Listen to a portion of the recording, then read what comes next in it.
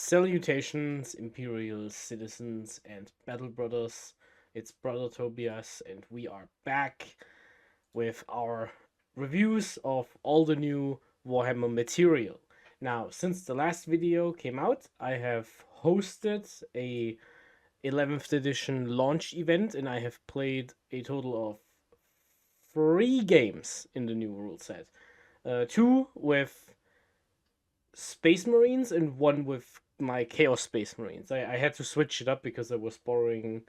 I had to give someone a few of my models to borrow, and that's why I had to play a different faction for that game. But it was still fun, and it's good to try stuff out. So here we go. This is the big chapter approved 26 tournament companion, or as it's just called, the Warhammer event companion.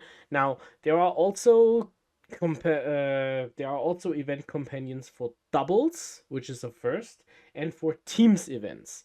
However, I will not be reading those in this particular moment of time. I want to go through the normal. You go to an RTT, this will be your event.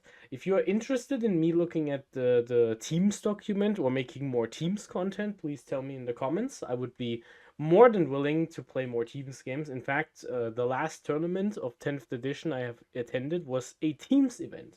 My list was pretty bad, but it was still a lot of fun. So here we go.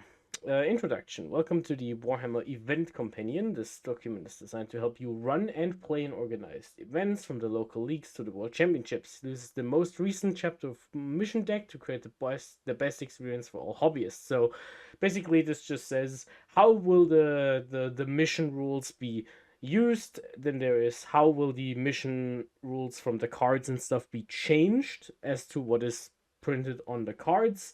You will get your layouts, you will get an info about how you pair and rank your players in the event. And then the last, more than like 2/3 of the document is the base size guide, which says which bases the models are supposed to be on. So, for example, if you buy a Defiler, it has to be on a 160mm base. So, if you happen to own an old Defiler, you at least have to put it on one of those bases because it says so in this guide. And that's just to make sure it's all fair. Yeah, here we go. Doubles, teams, dominators will be on different documents. And now we go through all of these steps here, and I will be grabbing my cards real quick so I can compare if it says anything different on the cards as it would on this document here. Here I go. I have my little pamphlet in hand, and I will be comparing the difference of what the event pack is. Now, obviously, because I am running an event very soon. It is next week, and I'll be basically taking the spot of the organizer and the head judge, not be playing myself unless it is an emergency. So therefore, I will be familiar with this, just making sure stuff happens. So here we go. Muster Armies. The original booklet from the chapter 4 says Muster Armies as described in the app, and here it says Muster Armies as described in the app, with the one exception. Once you have mustered an army, a player selects one force disposition available to them and records that on the roster. The force dispositions you can use on each detachment are told to you in the Monitorum Field Manual. It would be I will be reviewing that document later, but it would be here and it would tell you which disposition you are supposed to play. So this is obviously a big difference. Determine the mission for each player. You take the difference here is you have to take the disposition you are assigned instead of the one you picked, because in the if you play with the deck you can just pick whatever one you want. Here it is the one you are doing. And then instead of determining deployment, we are now determining a layout. Each combination of primary missions has 3 recommended layouts, A, B, and C. These can be found on the Warhammer 40k app. As directed by the event organizer, the players either use the layout specified or randomly determine which of these layouts to use. So this is a lot of work for the TO if they actually decide to do this, because then they have to pick one of 3. But it is a bit quicker for the players because they just have to like roll a die and then pick one. Yeah, pretty interesting. You can also just blacklist one of the layouts if it has like a stupid deployment. But yeah, so you can't play every mission on every layout in this particular document here, but that is important to know. Then 4 would be to create the battlefield. The missions are played on a 44 by 60 size event. That makes perfect sense. Players set up the terrain areas as shown in the layout and then set up terrain features on those terrain areas, which is a difference to the little book where you just alternate deploying your objective terrain pieces and you just do that kind of stuff where there is no like hard fast thing going on. So this part is very similar to 10th edition. You have to actually build as the layout. Then you determine attacker and defender. Yep, on here we go. The winner decides who will be the attacker or the defender. That part is unchanged. That just tells you who is going to deploy first and where, basically. Though if it is symmetrical, it doesn't really matter on the map itself. Select secondary missions. You can now secretly note down if you use tactical or fixed. If you used fixed, use 2 of the fixable missions down below.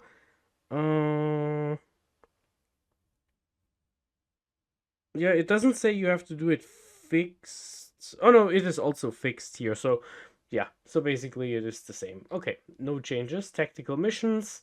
At the start of the battle round, you draw 2 cards, no matter how many you have. That is obviously the big change compared to how it used to be. We did review that briefly.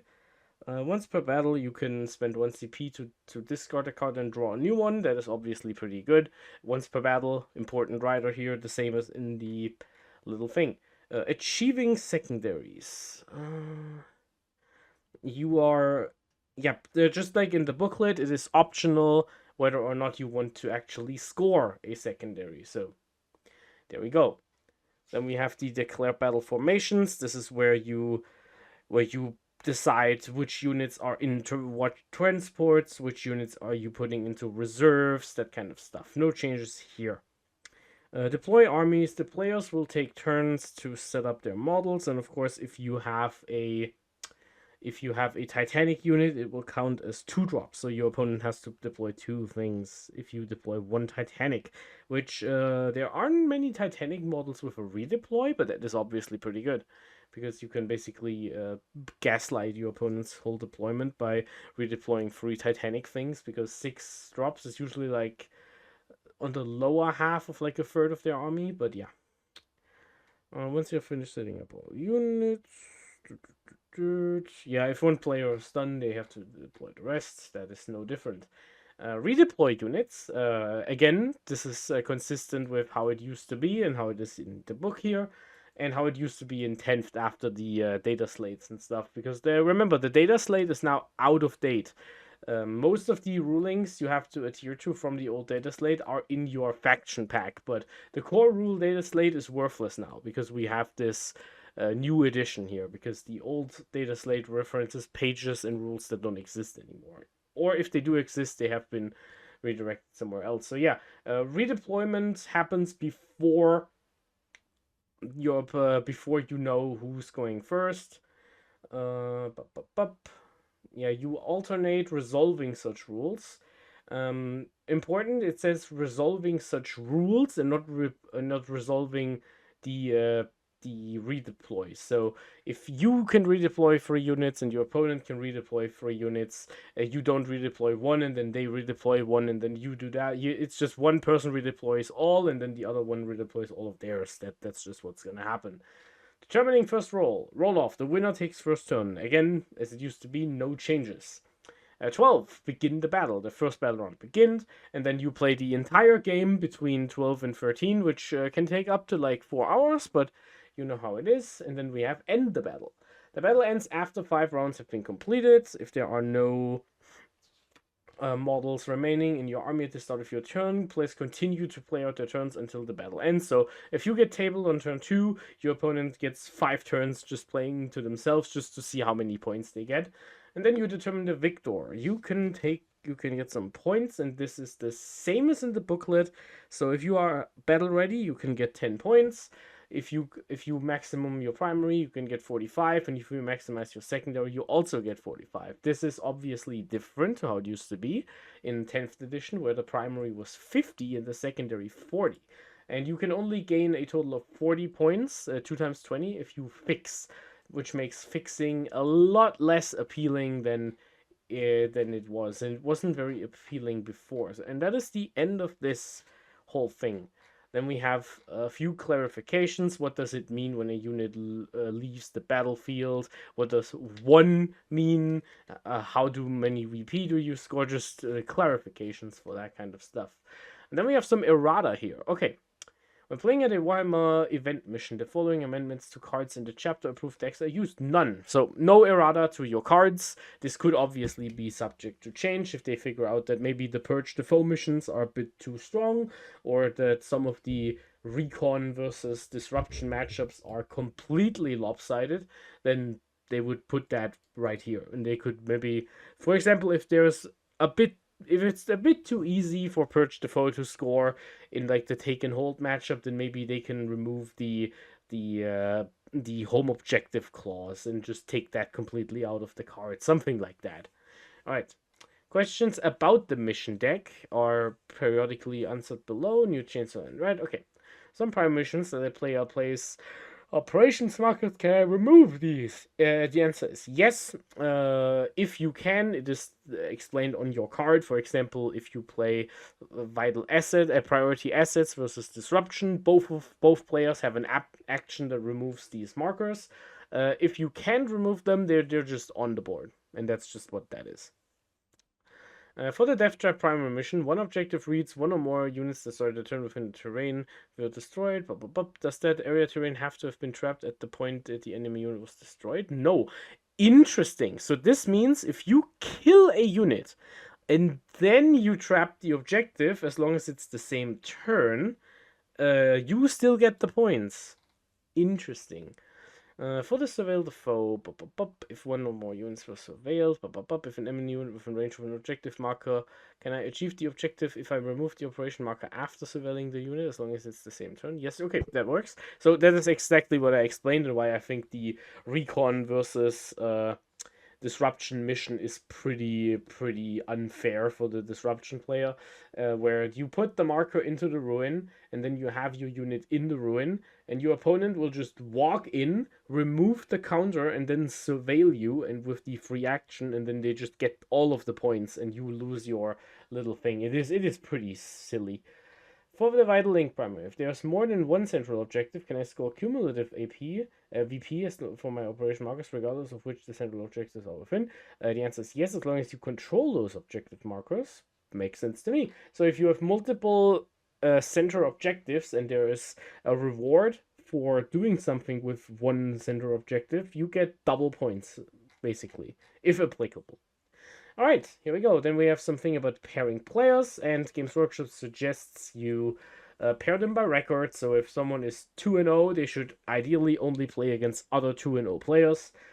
Second, there's the win path and the timing of the rounds in which a player won or lost the game. So if someone goes 2-1 and someone else is also 2-1, they will try to put people who, like, if you lost the first one and then you won the other two, then you will most likely match against someone who has a similar thing, other than if someone won 2 in a row and then lost the third, that person will go into a matchup against someone who also won 2 and lost the third. Basically, that's what the win path means. And the third one is just random, and that is like just what it is. Depending on how big your tournament is, if you only have 8 players, there's obviously nothing going on for 3 rounds and you just have to order by record, because that doesn't work otherwise. But yeah, that's just what it is. Yeah, ranking players goes for the same thing. First the overall record, and then you consider what the opponent's wins are. So if two people are 3-0, then you choose and see what the other records are. So if you win 3 games in a row, but all of these were games against like people who, like, the first person you beat went 0-3, so didn't lose a single game. Then the second person went 1-2 because they only won the first game, and then they lost against you and the one afterwards. And then the last person went 2-1, so you were the one who kicked them out of the finals. And the other person you played against only played against people going undefeated up until that point, and then both of you are 3-0. Then that other person should place higher than you in the end, because they just did more work to get there, because you had the easier opponents even though you had the same record. And the third one is just how many points you scored. So, and that is basically, if you won every game with 100 points, you will be higher than if the other 3-0 guy was only at 70 points, which is why the second thing exists, and is usually, in my opinion, a bit better, is because it is easier to get 100 points if you play against bad players, and that is basically completely circumventing what the second point wants to do, which is you should be rewarded for winning against better players instead of just farming noobs. That's what that is. So yeah, what actually happens is you can just put all of that info into your tournament app of choice. Best Coast pairings, Tabletop Herald if you're in the EU, just what that is. So here, and then we have some stuff for the rules, blah blah, and we have the afterword. What's the point? And it's basically just, here's your typical text telling you to be a good sportsman and stuff like that. And now we come to the interesting stuff. We have the terrain. So, we have new terrain layouts, and there were some people wondering if the little dirt patches and stuff are part of the footprint. And if you look at the document, if we go to the document, so if we look at the terrain footprints, I have an important PSA for all of you out there. If you want to print these footprints out, make sure to print them on A3 size. So DIN A3. This is not a normal A4 paper. They are formatted for an A3 paper. So if you print them out on an A4, you will have tiny terrain footprints that don't you can play kill team on those. That is way too small. So yeah, so people were asking if these little like dirt patches that spill over the little footprint are part of the footprint, and they are part of it, because that is how you can buy them from Games Workshop. Now, if you want to make a tournament and you just cut all of that out, but then fair enough. But technically, if you follow strictly by the book, Games Workshop says they are part of the thing. So here we go. We have the following things. We have 4 6x4s, two 10x2.5s, 4 6x2s, 4 7x11.5s, and then we have the two 8x15 polygons, which is like, if they get together, they're a big box, and if they're split, it's like the triangle thingy. So that is what that is. Terrain features. Each layout is shown with the terrain features from the Battlefield's Armageddon box using the Warhammer recommended build configuration from the construction booklet. We denoted each terrain feature from that set as either dense or light terrain. In these layouts, the configurations of the terrain features and terrain areas are designed to create the best experience. So if you have your own terrain set, you can recreate the set. You just have to make sure you declare what ruin and what footprint is what is dense or light. So that's what that is. So dense terrain is green, light terrain is yellow, and then you have the thing that denounce if you can look through a gap or if you can't. That's just what that is. Yeah. And yeah, that is deployment zone, no man's land, important territory, as I explained in the deck review. The battlefield half is now important for the game itself.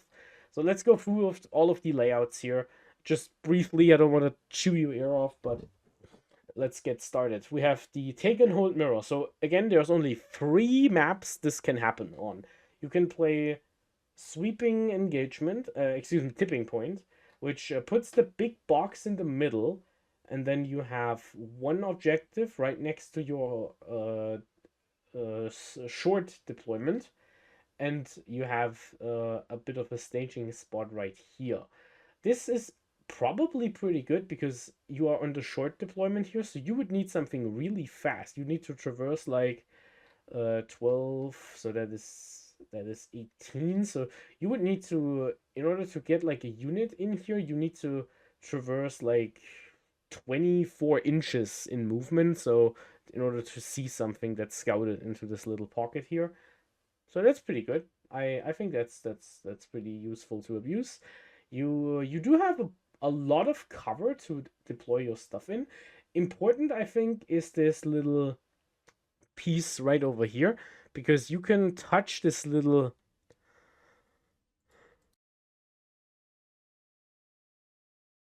excuse me, you can touch this little pip here on the terrain base to get your hidden bonus for like a small unit of 3 guys with like scout maybe, or just to have them hidden out in the open, and then make sure they can walk forward, and then they only need like that is not 20, that's 24, I believe.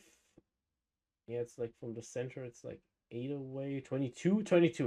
So 22 plus, so yeah, yeah. So you can make it into the middle if you touch this little thing, or if you touch behind the wall here. But yeah, and it obviously gets you an inroad into this little staging spot.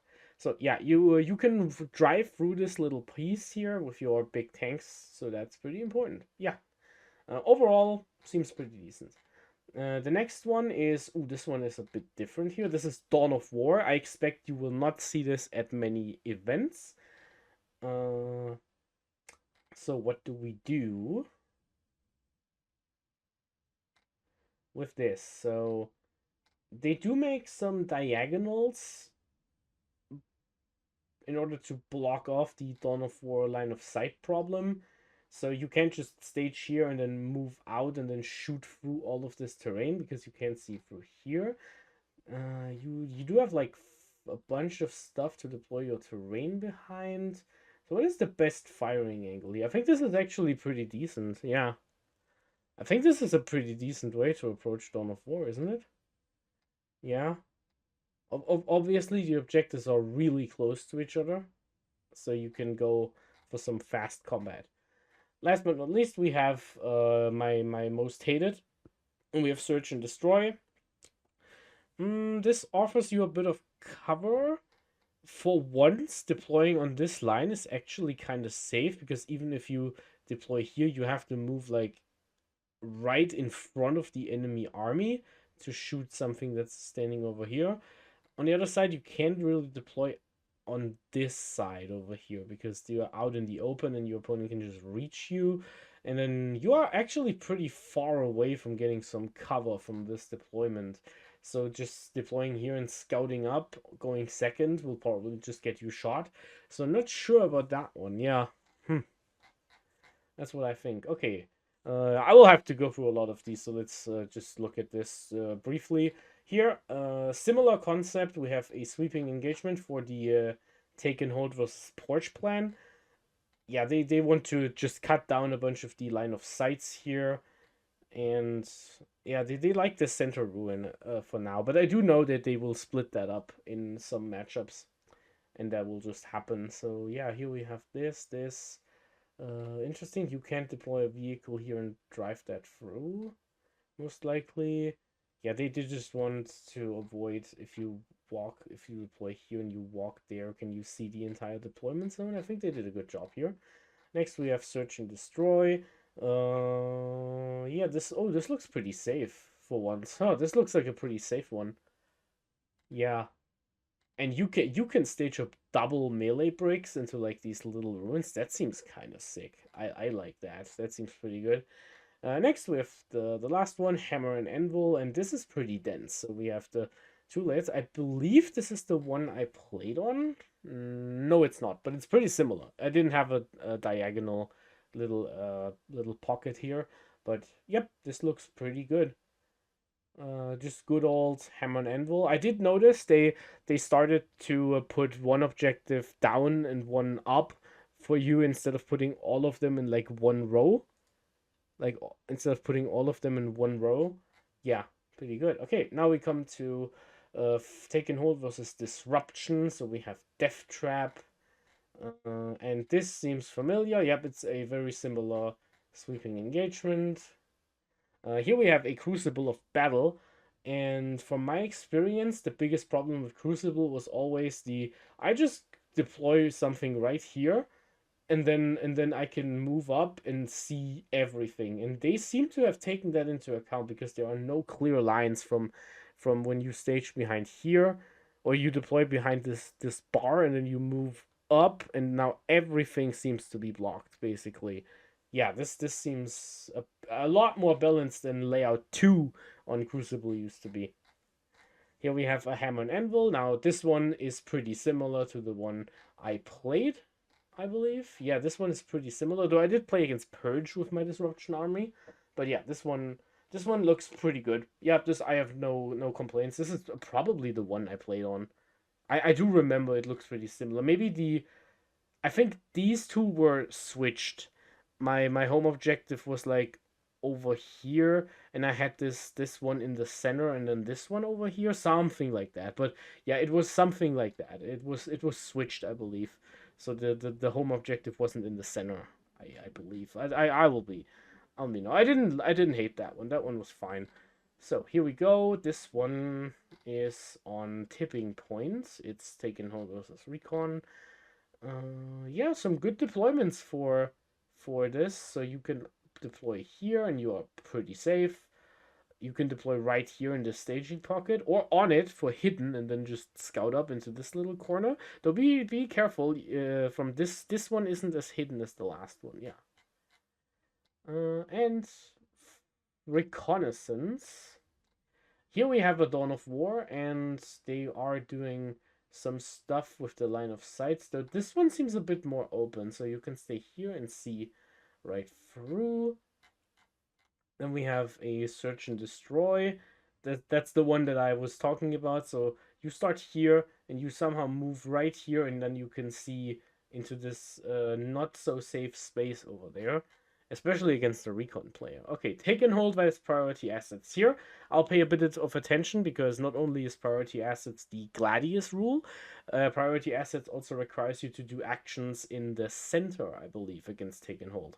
So let's do some stuff here. So we have two center ruins. That seems promising. So this one is split up. Pretty good line of sight blocking, I would say. Yeah, obviously you can always tow terrain and do some stuff. The deployment zone itself, though, is a bit barren. It seems a bit difficult to actually deploy your entire army in a way where you don't get hit by something deploying on the tail end and going first. So interesting. So it does seem pretty good to stage up in this little thing so you can attack the enemy expansion, especially for the vital player because they do have to attack the other player's objective. Interesting enough, you have to have 3 objectives in this matchup for during some points of the game, and now there is 4 in the center, so that makes it a bit easier actually because there's more round to cover. And again, 4 objectives. So maybe this is actually what they're doing. Yes, that is actually what they're doing. Okay. So the layouts for priority target and take and hold are built with this in mind. So you actually do want your layouts to have 4 objectives. This one is really dense. I like this one for melee armies. This one seems pretty dense. You can not a whole lot of things in your deployment zone, but you are so close to the edge here, you can probably be hidden by just touching it with some stuff. Put your vehicles behind, so your large targets, and then you can just start moving up behind the buildings and the pockets. Yeah. And then you have the 4 objectives and start pushing. And now we have yeah, here's the last one, and this one is the. Oh, I like this little shape here. So another Dawn of War. There's a bunch of more Dawn of War than I expected, though. Yeah, this one seems a bit difficult for take and hold because the objectives are very easy to reach. Even if you are closer to it, your opponent still only has to bridge like I think like 9 inches or something. Yeah, you're like 10 away, so it's 11. It's like 12 inches to touch the terrain base.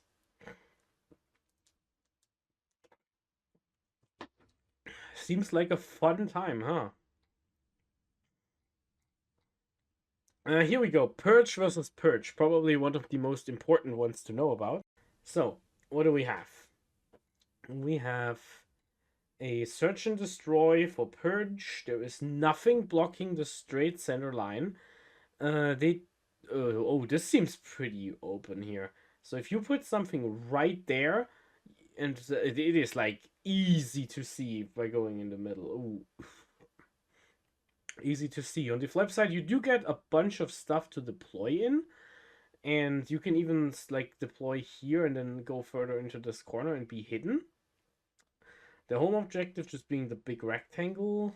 Yeah, this one seems like a fight that we have. Why do all of these have 4 objectives for the Purge versus Purge matchup? Yeah, tipping point. It's the last one sweeping. It is actually okay. So the Purge the foe games are built for like let's just kill each other. All of the layouts are the ones where they are close together. I need to figure out if there is one matchup that doesn't involve search and destroy. Maybe that will be my favorite disposition. If I can avoid search and destroy, I will never lose a tournament game again. I yeah, so this one is another sweeping. Interesting. The corner pieces are on the sides, but yeah, this one could be pretty bloody. Though this one seems less open than the quarters one. So yeah, now we have Purge versus Disruption. This is the matchup I played my second game. The first one was with Chaos Space Marines. My second game into it. It went pretty well. Yeah, that wasn't our layout because it was search and destroy. I do like this one a lot actually. You can hide pretty well in here. There's a big ruin in the center, so you can't just shoot straight into the deployment zone. You have a corner piece here. Always remember, you don't need to close the full corner because it is very unlikely your opponent will move from all the way here to all the way here. Though it is pretty likely to happen if you run the Storm Raven, huh? So if the Storm Raven drives right up here and you drop a Dreadnought out and you advance like a speeder into the ruin so you get line of sight, you can nuke something that just deploys in any capacity in this little corridor line here. Pretty difficult to avoid, I would say. Yeah, I do like this one. This one seems pretty good. Okay. Next we have tipping points. So again, 2 corners being close here. And this one, I believe that looks like the one I played. I do yes, that seems very familiar. That's where my wardens were. I moved the Storm Raven from over here to here, and I got my opponent shot from deploying outside of there. Yeah, so this one isn't as easy to reach into, but it is pretty easy to stay away from the Purge player here, in my opinion, because yeah, they can go into the center, but it is pretty unsafe to approach this expansion objective from your opponent. So you hold this one, and you have to fight over the center. They did make sure that the Purge player doesn't have a second middle objective because that would make the disruption objective a bit easier here. So put all the rigged for Purge accusations in the comments, please. I would be delighted to hear them. And once again, only 3 objectives. This one is another sweeping. So the Purge primaries just have all of the close deployments here. This one is pretty dense here, but there are like huge open spaces in between the ruins you have to cross if you want to go melee. I think this might be more of a shooting thing. Yeah, I think this might be more of a shooting layout if we have to be completely honest. Yeah. Here we go. Purge versus Recon. Hammer and Anvil. 4 objective markers. That means that is actually good for both parties here because Recon has to do these actions at the end of the game. They have to have completed it 4 times. And the Purge player has to kill stuff and then walk onto objectives to sanctify them or whatever it was called. yeah, that happens. So I'm expecting all of these to have 4 as well. So this one looks pretty similar. Interesting setup for the center ruins here. And yeah, another 4-1. So this one, ooh, I like this little gap here in between the two objectives. This one is pretty cute. Yeah, this one is pretty cute. Oh, huge open flanks here. So if you go into your expansion objective, you can just look into the deployment zone's corner here. This is a significant piece of space. Pretty interesting. Huh. So you're kind of like held to the like sideways angle from here and for this little pocket. Yeah, this might be a difficult one to hide from gun armies. I believe this one might be the best map for Purge into Recon for shooting matchups. Then we have Purge versus Link. This is the one where the Purge player. This one is the probably the worst matchup for priority assets, where priority has to go into the center and do an action, and Purge just has to be in the center and kill them. So, in order to make up for this, they obviously added a fourth objective on all maps. Yes, just to make sure that the priority player actually has a way to finish the action if the Purge player puts like 30 OC in it. We have a Dawn of War as the first map here, layout A. So this one seems pretty shootable because you can see right from deployment to deployment if it's a bit open. Yeah, so you do need to hide pretty early on. Yeah, and if you go behind this wall, you just get blown up or whatever hidden here, but then that is close to this. But you can also attack the objective.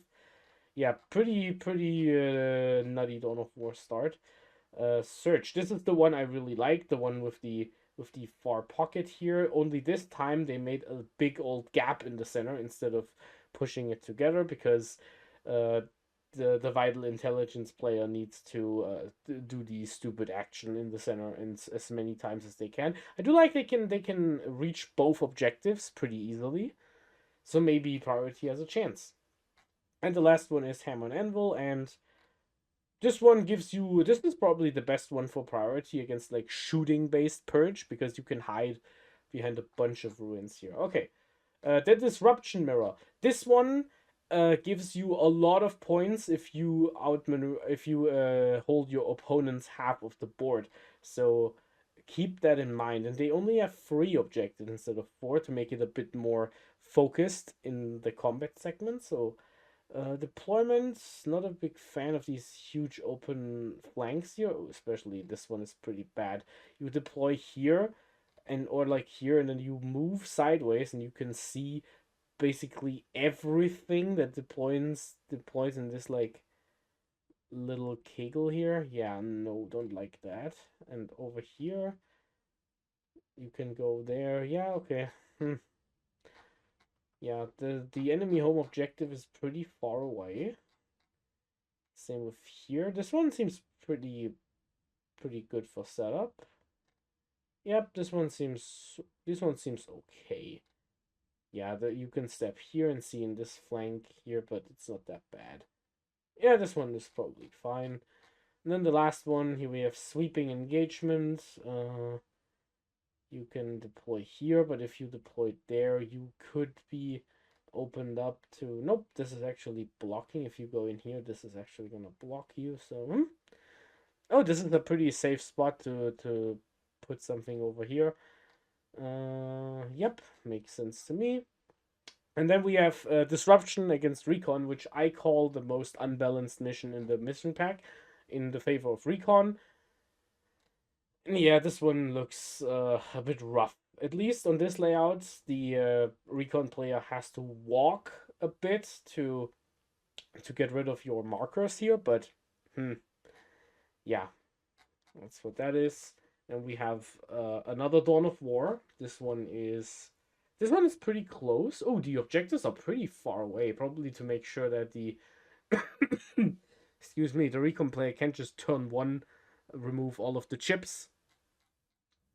And then the last one is a... oh god, this is lost. This is completely lost for disruption. Disruption is so screwed on this one. look how far away this objective is from the deployment zone in this one. So you have to travel so far to go to this little thing to get your chip in here, and then the one in the center is like so easy to just get the chip out of. And oh no, this seems so bad. All right, disruption is priority. This one is the extract the relic primary. I played this one against Thousand Suns, and this one is surprisingly balanced because both players have to do the same thing. Both players get kills for doing the same thing, so they both get points for killing things that started on terrain or to on terrain objectives, and and both of them have to remove the markers to make sure who has the last marker on board. So we need to count the terrain pieces in No Man's Land. So I can see 1, 2, 3, 4, 5. They did put this little wall in the deployment zone. This is by design, so you don't have to put one of those objective marker thingies, the signal marker stuff. You don't have to put one of those into the little barricade piece. So in terms of what sweeping does, this one seems a bit open. You don't really hold the center, right? You don't really do that because there's no walls, so you kind of just stand there. This seems a bit rough, but yeah. Uh, so you probably want to remove the one from the center and then hopefully get either your expansion objective with a marker or your little pocket piece with a marker. So you go in the center and take this out. So the priority player can just do that. Or if you have a really fast unit and you can get there before your opponent, you should signal boost something like that. So wait a second. So you are 8 inches in, and then you have like 5, 10, another 4, like 14 inches. So you need to have a really fast unit. But if you could pull this off and take the marker off of here or from this spot, it would be like 14, right? So it's like 14, 19. Wait, so it is 4, 8, 12, 13. Maybe you can touch that little nub, so it's like 12 and a half. So if you have an Outrider squad and you deployed right here, you could drive into your opponent's expansion just to get that chip off so they can't sit in there to do that. And yeah, that would be interesting. Okay. Layout B would be a sweeping engagement. So, okay, so they make sure that the center objective in this map is like garbage. I see. So there are no walls. If you touch it, you are just getting seen. Yeah, pretty. Whew, this is a big one, huh? And then we have, yeah, okay, so they made sure 5 terrain pieces in No Man's Land, so you have all 5 markers on the board. So whoever goes first, assuming everyone can do the action, has to get rid of the markers. If your army is more mobile, which you should be because you're disruption, I think you should get the markers off from your opponent's expansion and their little L piece here just to get that out of here. And if your opponent goes into the center to do the action once, they at least have to sacrifice a unit for that, and they can't do it again. So if you make sure they have to come to you, you should be in a massive advantageous position. Recon versus Recon. I completely forgot what that mission was about. So what do we do here? We have a traditional little pocket here with a big ruin on both sides. We have a big ruin here, and we have some diagonals to block the line of sight lines into the enemy deployment. Yeah, this one looks pretty good for a sweeping. Crucible with the big open flank, but in this one you can't see that much. I appreciate that. I appreciate this one. You can't see that much if you deploy on this little thing and then you on this tip and then you scout out and you can't straight up see into the entire deployment zone. I mean, it's still Crucible and I still hate it, but hey, there we go. And then we have a sweeping here. Excuse me, a tip. A tip. This one looks, yeah, this one looks solid. Not that much to hide behind, but I don't think the recon players necessarily care. So interestingly, I do think the most popular one for something like Eldar is probably going to be layout A, because it's a Dawn of War. You can split up your opponent's army way more than in these Crucible and tipping point up to up edges, because the deployment zone is smaller, so it is a bit more difficult to outmaneuver your opponent in the mirror here. Next, we have the recon versus priority. This is the one where the priority player has to do actions in the enemy half of the battlefield. And if I see that correctly, this little piece here is touching the line. And if the card doesn't say wholly within your opponent's side, you can touch that. Is that what that means? Let me check that real quick, because that seems like an important one to know.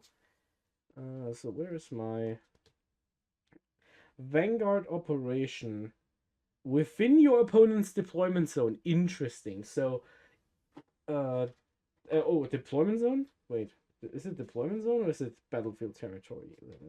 I had it, and I gave it away. So, your opponent's territory. Yeah, there we go.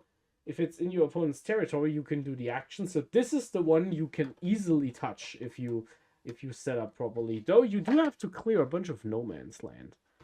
That said, you could, because the terrain feature has to be, you can set up in your own little L and do the action on this one. So this one seems pretty good. Or you could set up in your expansion and then move into their L to do it right there. Or you can just be in the center. The center is available for everyone here. Then we have the point, and this one has the exact same setup. So you can scan all three of the ones in the center. That is pretty well set up, and they keep doing it on this one. Okay, so priority assets has a chance here. I do like it. Okay, and then we have priority versus priority, where they have to sabotage objectives and stuff. Here we have the bad middle objective. So this is one that discourages going for the middle and the center. And then we have that in all of them replicated. Here we have another case of a Crucible map, but one without that much shooting. So this one has a lot of space to hide your stuff in. I like this one. Because the good ruin is now split up into the deployments instead of being in the center. So that usually means you have a bit more cover, as I have found. And then we have a tipping point with a pretty good staging L right there, but not that much to expand into. Also, if you deploy right here, if your opponent can just touch this and look through, that is pretty bad for you. So yeah, that is what that is. All right, and that was the last layout. So without going into like 30-minute analysis of each layout, I do think these are worth trying out, and I would recommend, if you were to organize an event, just follow the rules here. Don't ban a layout prematurely. See how it goes, and if it really happens to be like unbalanced as hell, just cut it from the thing. And I do like I did notice how they made sure that the primaries actually work on those layouts. Like, for example, if the Vanguard operation was on this layout and you had to do actions on your opponent's terrain features in their half of the battlefield, you would have to clear everything except for the center blob every time, and you would walk into the center for your action and get seen by their army and just shot to death. So they did think about what to do here.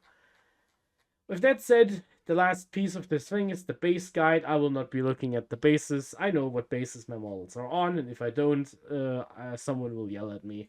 With that said, courage and honor, Battle Brothers. We march for McCrag, and I hope to see you for my Monitorum Field Manual review later.